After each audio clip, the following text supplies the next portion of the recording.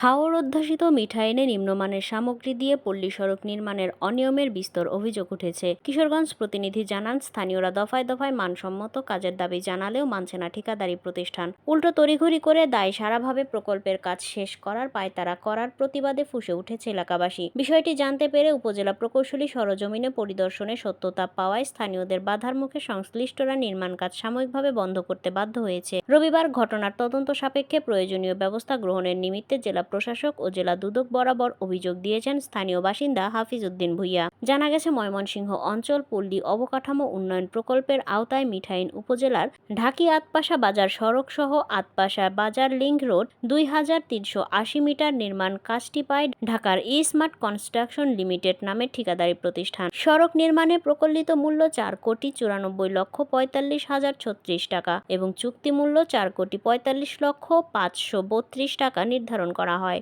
কাজটি আগামী বছর 6 জুলাই শেষ হওয়ার কথা, কিন্তু সরজমিনে গেলে এই বিষয়ে আতপাশা গ্রামের বয়োবৃদ্ধ হাফিজ উদ্দিন ভূঁইয়া ও আনোয়ার হোসেন বলেন, নিম্নমানের ইট সুরুকি দিয়ে কাদা মাটির মধ্যে সড়কটি নির্মাণ করা হচ্ছে। এগুলো ব্যবহারে নিষেধ করা সত্ত্বেও ঠিকাদারি লোকজন সেগুলোই ব্যবহার করছে।